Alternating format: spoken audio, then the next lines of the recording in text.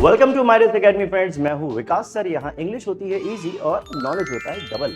तो आइए शुरू करते हैं हम आज की क्लास। आज मैं बड़े ही इंटरेस्टिंग वर्ड लेके आया हूं, वो भी साइलेंट रूल के। और आप देखो इसका कमाल आज होता क्या है।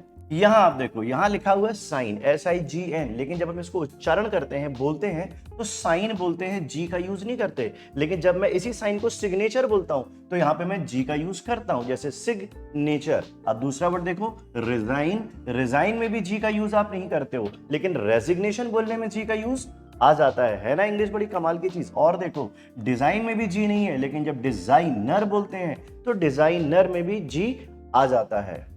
अब आप इधर देखिए, मसल। मसल वर्ड में सी का यूज ही नहीं करते हैं, मसल पढ़ते हैं विदाउट सी।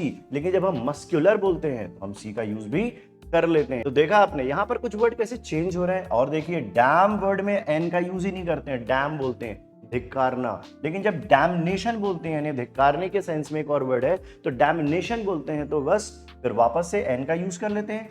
कॉलम में भी एन नहीं बोलते, मतलब कॉलम्न नहीं कहते हैं, कॉलम कहते हैं। लेकिन कॉलमिनिस्ट जब बोला जाता है, यानी जो लोग लेख लिखते हैं कॉलमिनिस्ट, तो अखबारों में जो लेख लिखते हैं कॉलमिनिस्ट कहलाते हैं, लेकिन उसमें एन का यूज होता है। इधर देखिए, कंडेम्न, यहां पर भी उच्चारण गलत है।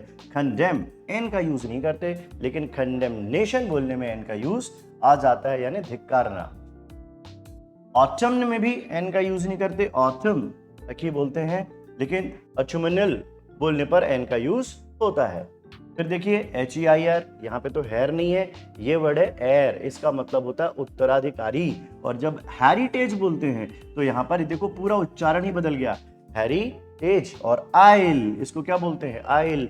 दो कुर्सियों के सीट के बीच में जो जाने वाला गलियारा होता है उसको आइल कहते हैं। लेकिन जब हम इसको आइलैंड बोलते हैं तब हम इसमें एस का यूज नहीं करते हैं, आइलैंड यानी कि द्वीप।